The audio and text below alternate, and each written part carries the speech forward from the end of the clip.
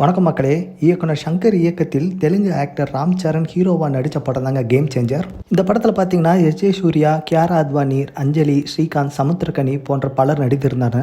இந்த படத்துக்கு பார்த்தீங்கன்னா தமன் தாங்க இசையமைச்சிருந்தாரு. இந்த படம் பார்த்தீங்கன்னா லாஸ்ட் மந்த் ரிலீஸ் ஆகி ஆடியன்ஸ் கிட்ட ஒரு நல்ல ரெஸ்பான்ஸே கிடைச்சது. இந்த படத்தில் பார்த்தீங்கன்னா ராம் சரண் ஒரு டியூல் ரோல்ல நடிச்சு அசத்திருந்தாருன்னே சொல்லலாம். இந்த படத்தோட ஸ்டோரி லைன் என்னன்னு பார்த்தீங்கன்னா, இந்த படத்தில் ராம் சரண் ஒரு காலேஜ் ஸ்டூடெண்டா இருக்காருங்க. இந்த சொசைட்டில இருக்கிற தப்பு எல்லாத்தையும் தட்டி கேட்கிற ஒரு ஆளா இருக்காரு. அதே காலேஜில் தான் கியாரா அத்வானியும் படிக்கிறாங்க. அதே மாதிரி லவ் பண்ணிக்கிட்டு இருக்கிறாங்க.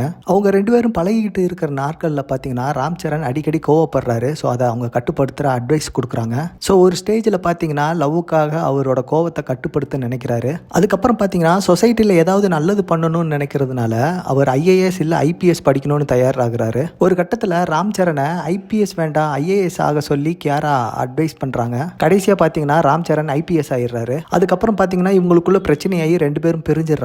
ராம் சரண் பார்த்தீங்கன்னா இவரோட பதவியை வச்சு சொசைட்டிக்கு நல்லது பண்ண தொடங்குறாருங்க. இன்னொரு பக்கம் பார்த்தீங்கன்னா அந்த படத்தில் முதலமைச்சராக வர்றவர் தாங்க ஜெயராம். ஸோ அவரோட பையனாக தான் எஸ்.ஜே. சூர்யா நடிச்சிருக்கிறாரு. முதலமைச்சர் பதவியை எப்படினாலும் அடையணும்னு சொல்லிட்டு எஸ்.ஜே. சூர்யா ஒரு பக்கம் பிளான் பண்ணிக்கிட்டு இருக்கிறாரு. இந்த நிலையில தான் ஜெயராமும் அஞ்சலியும் பார்த்தீங்கன்னா ராம் சரணை ஒரு பொதுக்கூட்டத்தில் சந்திக்கிறாங்க. அந்த சந்திப்பில் பார்த்தீங்கன்னா அவருக்கு நெஞ்சு வலி வந்துடுதுங்க.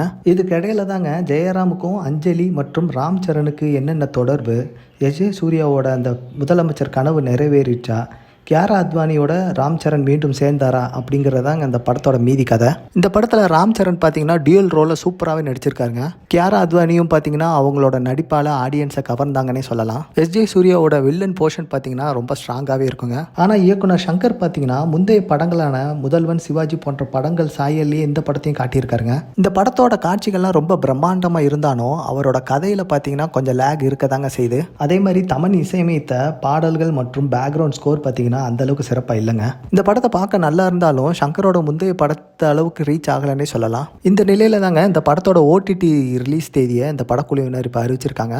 இந்த படம் வருகிற பிப்ரவரி 7 அமேசான் பிரைமில் ஸ்ட்ரீம் ஆகும்னு சொல்லியிருக்காங்க. நீங்களும் இந்த வீக்கெண்ட் இந்த படத்தை பார்த்துட்டு உங்களோட கருத்தை நம்ம கமெண்ட் செக்ஷனில் சொல்லுங்கள். மீண்டும் அடுத்த வீடியோவில் சந்திக்கிறேன். நன்றி, வணக்கம்.